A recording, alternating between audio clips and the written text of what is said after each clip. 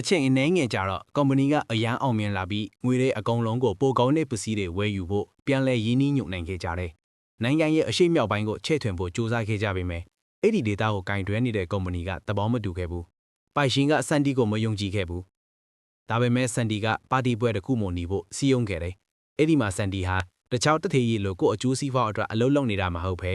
ဝန်ထမ်းတွေနဲ့ပေါင်းသင်းနေတာကိုတွေးခဲ့ရတယ်။ဒါကသူ့ကိုယုံကြည်သွားစေပြီးကုမ္ပဏီရဲ့အစိတ်အပိုင်းဖြစ်ဖို့သဘောတူခဲ့တယ်။သူ့ရဲ့ပူးပေါင်းပါဝင်မှုနဲ့အတူသူတို့ဟာတနိုင်ငံလုံးမှာအကျယ်အပြန့်ဆုံးဝန်ဆောင်မှုပေးနိုင်တဲ့ကုမ္ပဏီဖြစ်လာခဲ့ပြီးနံပါတ်1ဖြစ်ဖို့တလန်းပိုညီးလာခဲ့တယ်။မုံနိုင်ထန်တော်ဈေးနှုန်းစစ်ပွဲအောင်ပွဲခံခဲ့ပြီးနောက်စန်တီနဲ့ရှာအိုနှွေးဟောက်တဲ့ကြံခဲ့ကြတယ်။ရှာအိုကကုမ္ပဏီကြီးထွားမှုနဲ့အတူစောစောအနားယူနိုင်မယ်လို့ပြောခဲ့တယ်။စန်တီကမထွက်စေခြင်းပေမဲ့နားလဲခဲ့တယ်။သူမကသူ့ရဲ့အိမ်မက်ကိုပြောပြခဲ့တယ်။ချစ်သူနဲ့လက်ထပ်ပြီးတင်းငယ်တဲ့အိမ်တွေမှာသားသမီးကိုပြုစုပြောင်းထောင်ခြင်းတဲ့သူတို့ဖန်တီးထားတဲ့ကုမ္ပဏီကသားသမီးလိုပါပဲကြီးထွားလာတာကိုမြင်ရလို့ပျော်ရွှင်ရတယ်လို့ပြောခဲ့တယ်။စန်တီကသူမကိုမထွက်ဖို့တောင်းဆိုပြီးသားသမီးလိုကုမ္ပဏီကိုအတူတူကြီးထွားစေခြင်းတယ်လို့ပြောခဲ့တယ်။သူမလက်ခံဖို့လုပ်တော့မှလူကြီးကရောက်လာပြီးအန်ထုတ်လိုက်လို့အချင်းကြီးပြတ်သွားခဲ့တယ်။နောက်နေ့မှာတရုတ်ယင်းနှီးမြုပ်နှံသူကကုမ္ပဏီကိုလာရောက်လည်ပတ်ခဲ့တယ်။မစ္စတာကာနေလက်သားကချီချူးခံကြမင်းထင်ခဲ့ပေမဲ့ယင်းနှီးမြုပ်နှံသူကစိတ်ဆိုးနေခဲ့တယ်။ယင်းနှီးမြုပ်နှံမှုနေပါနေတဲ့ကုမ္ပဏီကိုတောင်ရှုံးနေနေတဲ့အတွက်ဒါဖီတူကိုအပြောင်းလဲမလုပ်ရင်အစားထိုးခံရမယ်လို့ပြောခဲ့တယ်။တစ်ချိန်တည်းမှာပဲစန်တီနဲ့ရှောင်းဝန်းနေရောက်ကတော့ရှင်းညာကဖြစ်ရက်ကြောင့်အနေရခက်နေခဲ့ကြတယ်။ဒါပေမဲ့စကားပြောဖို့အချိန်မရှိခဲ့ဘူး။ဘာလို့လဲဆိုတော့မစ္စတာကာနင်ကအာနာပိုင်တွေကိုအကူအညီပေးရုံးခွဲတွေကိုပိတ်ပစ်ဖို့လုပ်နေလို့ပါပဲ။ဒါတောင်မှစန်တီကအရှုံးမပေးပဲပိတ်လိုက်တဲ့ရုံးခွဲတိုင်းရဲ့အတွက်နှစ်ခုပြန်ဖွင့်နေတယ်။ဒီအပြင်ဈေးနှုန်းကို25ဝန်းကနေ19ဝန်းကိုရှော့ချလိုက်တယ်။မစ္စတာကာနင်ကဈေးနှုန်းစစ်ပွဲမစားတင်ဖို့တတိပေးခဲ့ပေမဲ့စန်တီကအဲ့ဒါက promotion တတ်မဟုတ်ပဲအနိုင်ရတဲ့အထိဒီဈေးကိုပဲထားမယ်လို့ပြောခဲ့တယ်။ရှာအိုတီတော့ဒါထွက်သွားခဲ့တယ်။ဒီဈေးနှုန်းနဲ့ဆိုသူတို့မှအမျက်မချီတော့ဘူး။ကုန်ကြစည်ကိုတောင်မကာမိတော့ဘူး။ဒီတိုင်းဆိုရင်၄လပဲခံနိုင်မယ်လို့ပြောခဲ့တယ်။စန်တီကယုံကြည်ဖို့ပြောပြီးအဲ့ဒီအချိန်ကတည်းကယင်းနှီးမြုပ်နှံသူတွေထပ်ရအောင်စူးစမ်းမယ်လို့ပြောခဲ့တယ်။ရှောင်းကိုကမလွယ်ဘူးလို့ပြောပြီးစန်တီမှာအစီအစဉ်မရှိပဲအရာအားလုံးအဆင်ပြေမယ်လို့မြင်စည်းမိန်ယုံကြည်နေတာကိုစိတ်ဆိုးခဲ့တယ်။ကုမ္ပဏီမပြိုလဲစေချင်လို့ရေရှည်ပိုခံနိုင်ဖို့အတွက်ကုန်ကျစရိတ်တွေဆုံးဖြတ်ရခဲ့တယ်။လူကြီးကတွညဝန်ထမ်းတွေရဲ့လာစာကိုမဖြတ်ချင်ခဲ့ဘူး။ဒါကြောင့်ဝန်ထမ်းတွေအလုပ်ပိုလုပ်ရပြီးလာစာနည်းသွားလာကြောင်းအလုပ်တွေရှုပ်ကုန်တော့တယ်။ပထမအပတ်ထိတဲ့အတွက်ပြဿနာသိမရှိခဲ့ဘူး။အဲ့ဒီညမှာရှောင်းအိုရဲ့ချစ်သူကလာတွေ့တယ်။စန်တီကသူတို့ညညစာအတူစားပြီးချစ်သူကိုတိကျင်ခဲ့လို့ရှောင်းအိုသဘောတူခဲ့တယ်။ညစာစားနေခြင်းစန်တီကရှောင်းအိုကသူ့ရဲ့ချစ်သူနဲ့ရှိနေချိန်မှာရေမောပြီးပျော့ဖြောင်းနေတာကိုတွေ့ခဲ့ရတယ်။အလုံးမဆိုရင်အေးဆက်ပြီးတွက်ချက်တတ်သူညစာစားပြီးနောက်စန်တီကသူ့ရဲ့ကုမ္ပဏီအကြောင်းကိုကျူးဖားပြီးသူတို့မရှိရင်မအောင်မြင်နိုင်ဘူးလို့ပြောခဲ့တယ်။ဒါကြောင့်အချိန်ပိုနေဖေးခြင်းတယ်လို့ပြောခဲ့တယ်။ဒါပေမဲ့သူ့ရဲ့ချစ်သူက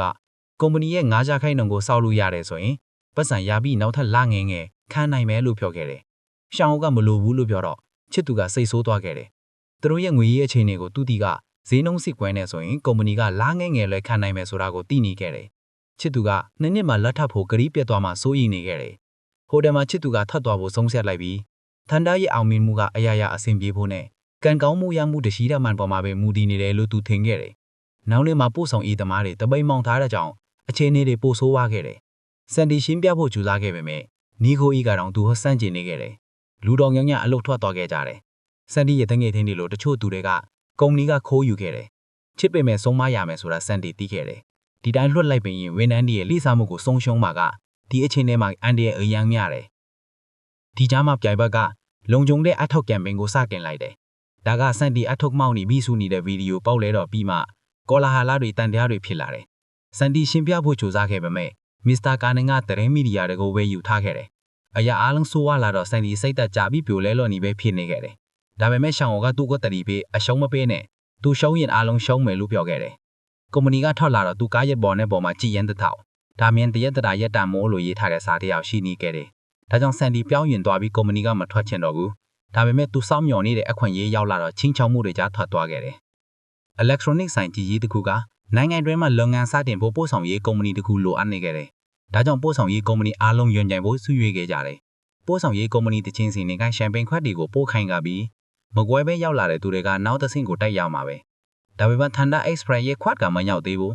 ။ပို့ဆောင်ရေးသမားတွေမရှိလို့စန်တီထင်ခဲ့တယ်မဲ့ပို့ဆောင်ရေးသမားကအဆောင်အုံမှာပဲဖြစ်နေခဲ့တယ် ခွက်တွေကိုဖွင့်ကြည့်တော့အားလုံးမကွဲပဲရှိနေလို့နောက်တစ်ဆင့်တက်ခဲ့တယ် ထိုနောက်တစ်ဆင့်မှာအာရှာကြီးအယောင်ဝယ်အမားဆုံးနေ့ထစ်သည့်စစ်တလစစ်တရက်နေ့နိုတင်ဘာလစစ်တရက်အရေးကြီးဆုံးပွဲတော်တွင်အမတ်များရယူရန်ဖြစ်သည်အမတ်အများဆုံးရသူသည်အနိုင်ရရှိမည်သို့သောထိုရက်ဆွဲသည့်အလုံးဝေးกว่าနေသေးသည် သူတို့ရဲ့ငွေရဲ့ချင်းတွေကအဲ့ဒီအထိခံနိုင်မှာမဟုတ်ဘူးဒါကြောင့်ယင်းနှမြုံနှံတို့ဖီငွေတောင်းခဲ့တယ်သူမကကောင်းပြီလို့ပြောပြီးနောက်ထပ်900ခိုင်နှုန်းလို့ထပ်တောင်းတယ်ရှောင်းလက်ခံချင်းမြမဲ့စန်တီနဲ့လူအေဂျီကငင်းခဲ့တယ်နောက်ပိုင်းမှာစန်တီကချီရက်1000တိုင်ဖြစ်နေတာကသူ့ရဲ့ညီကိုမဟဲ့ဖြစ်နေတာကိုတွေးခဲ့တယ်ဒါကြောင့်သူ့ကိုတင်ငန်းစာပေးဖို့တနေ့တန်းပါကြည်ရန်ထဲနီးသူ့ကိုတက်ပြိုင်ဆင်းခေါ်ခဲ့တယ်ညီကိုကြီးကတက်တဲ့ညံကိုကြီးကြီးပြီးနေရတယ်ဒေတာကလွယ်တယ်ဒါပေမဲ့ဆက်လက်တိုက်ခွင်းမှာတာကတကယ်ကိုခက်ခဲတယ်လို့ပြောခဲ့တယ်ဒါကြောင့်ညီကိုကြီးကိုပို့ဆောင်ရေးကမားရဲ့ခေါင်းဆောင်ပကြောက်အခန်းထားလိုက်တယ်ညီကိုကြီးကကောင်းတဲ့အကြံမှထင်ခဲ့ပေမဲ့သူ့ရဲ့လောပိုင်းဖော်ကနေကတက်တာဖောင်လဲမှာထိတဲ့အတွက်အဖေဖေခံရတယ်ဆိုတာမကြဟင်သိထားတာတယ်ဒီကြားမှာပြိုင်ဘက်ကစန်တီစီလာပြီးကုမ္ပဏီရဲ့တန်ဖိုးတဲ့20ရာခိုင်နှုန်းပို့ပေးပြီးဝယ်ဖို့ကန့်လန့်ခဲ့တယ်ငွေရေးအခြေအနေကိုသိနေတော့လငယ်ငယ်ခံနိုင်မယ်လို့ပြောတယ်ဒါမှရှာအိုက800ထုတ်လိုက်တယ်ဆိုတာသိလိုက်တော့စန်တီစိတ်ဆိုးသွားနီးရှန်အိုကငါတို့ရဲ့800လေကိုထုတ်ရောင်းလိုက်တယ်လို့ထင်ခဲ့တယ်ဒါပေမဲ့တကယ်တော့ဆောင်းလို့ကသူမရဲ့800 900ရာခိုင်နှုန်းကိုပဲထုတ်ရောင်းလိုက်တယ်လို့ပြောခဲ့တယ်စန်တီကကုမ္ပဏီကိုရောင်းမယ်ဆိုပြီးနောက်10ရာခိုင်နှုန်းတောင်းလိုက်တော့မစ္စတာကာနင်ကခေါင်းမတဲ့လူယူလို့ပြောခဲ့တယ်ရှောင်းအိုကဘဏ်ကငွေမချေးပေးတော့တဲ့အတွက်ဒီကန်လက်ဦးကအကောင်ဆုံးဖြစ်ဖို့ရနိုင်ပြီးဒီတိုင်းဆိုရင်17ရက်လမှအထိမခံနိုင်ဘူးလို့ပြောခဲ့တယ်စန်တီစိတ်ဆိုးသွားပြီးမယောင်းချင်ဘူးရအခိုင်အမာပြောခဲ့တယ်ဒါမှသူမကအလုတ်ကထွက်ပြီးလက်ထပ်တော့မယ်လို့ပြောခဲ့တယ်ရှောင်းအိုကဒေါက်တာထွက်ပြီးအတုတ်ထုတ်ပြီးယင်းနှမြုံနှံသူစီသွားခဲ့တယ်စန်တီကသူမက30ရာခိုင်နှုန်းရောင်းလိုက်တယ်လို့ထင်ခဲ့တယ်တကယ်တော့သူမကသူမရဲ့ရှေ့ရ900ရာခိုင်နှုန်းကိုပဲရောင်းလိုက်တယ်ဖြစ်တာပါရှောင်းအိုဖြင့်ရောက်တော့စန်တီကတက်တာဖောင်လဲမွေးလို့အော်ရမိပြီးရှေ့ရရောင်းပြီးရတဲ့ငွေကိုချေးခမ်းမှုပါကုမ္ပဏီတော့ယူခဲ့ပြီး17ရက်17လအထိရအောင်အရာအလုံးကိုလောင်းခဲ့ထားခဲ့တာပဲဖြစ်တယ်စန်တီကခြေစည်းထက်မှခန့်မယ်လို့မခံကျင်ခဲ့ဘူးဒါပေမဲ့ရှောင်းအိုကတခါလာမျိုးမရှိတော့ဘူးလို့ပြောခဲ့တယ်သူရဲ့အခန်းမှာချစ်သူကိုဖုံးဆက်တော့ချစ်သူကတရုတ်ကိုမပြန်ပဲဒီဟိုတယ်မှာပဲစောင့်နေကြတာကိုသိလိုက်ရတယ်ရှောင်းအိုကအယောင်ဝမ်းတာထားပြီးနောက်ဆုံးတစ်ချိန်အချိန်ထပ်ပေးဖို့တောင်းဆိုခဲ့တယ်17ရက်17လပြီးရင်အောင်မင်းသည့်နှဖြစ်မရှိလက်ထပ်မယ်လို့ကတိပေးခဲ့တယ်ချစ်သူကသဘောတူပြီးစောင့်နေမယ်လို့ပြောခဲ့တယ်စန်တီက17ရက်17လမှာပြိုင်ဘက်ကိုဘလို့အနိုင်ယူမယ်လို့လည်းကမ်မင်းတုံးကိုစဉ်းစားနေခဲ့တယ်မစ္စတာကာနင်ပေးထားတဲ့နိုင်ကြီးကိုကြည့်နေခြင်းအကောင်ဆုံးအကြံရခဲ့တယ်နောက်နေ့မှာအယုံကြည်ဆုံးလူတွေကိုခေါ်ပြီးသူညစ်လွတ်ဝဲတဲ့အစီအစဉ်ကိုပြောပြတယ်ကုမ္ပဏီထဲမှာတရင်ပြောက်ပြတဲ့သူရှိနေတယ်လို့သူသိပေမဲ့သူတို့တွေကတယောက်မှမဟုတ်တယ်လို့ယုံကြည်ခဲ့တယ်ဒါကြောင့်အစီအစဉ်ကိုလွတ်ဝဲထားဖို့တောင်းဆိုခဲ့တယ်အနိုင်ရမယ်ဆိုအခိန်ဆုံးကမ်မင်းကနောက်နေ့မှာလွတ်မဲ့24နာရီတွင်းမှာအော်ဒါတွေကိုပို့ဆောင်ပြီးမဲ့ပထမဆုံးကုမ္ပဏီဖြစ်လာဖို့ပါစန်တီအားလုံးကိုစီစဉ်ထားပြီးပြိုင်ပွဲအားလုံးကိုချေမုန်းနိုင်မယ်လို့ယုံကြည်ခဲ့တယ်ဒါပေမဲ့လင်းနတ်ဆိုတာထောက်ရင်သူဖြစ်နေတာကသူ့ရဲ့အမိရဲ့စီကူးကစရာစအိတ်ကိုပိတ်နေတာကြောင့်အစီအစဉ်အားလုံးကိုပေါက်လဲစေတာပါ17ရက်17လမှအထံချေထူကဝန်ထမ်းတွေကိုနောက်ဆုံးချင်းအစွမ်းကုန်ကြံသားပေးဖို့တိုက်တွန်းခဲ့တယ်သူတည်ကြီးမှအတူရှိနေခဲ့တယ်တော့ကျေးဇူးတင်ပြီးဒါကနောက်ဆုံးမဖြစ်လေသေးနဲ့လို့ဆုတောင်းခဲ့တယ်လူကြီးကလည်းသူ့ရဲ့အထင်ကိုဒီလိုပဲလုပ်ခဲ့တယ်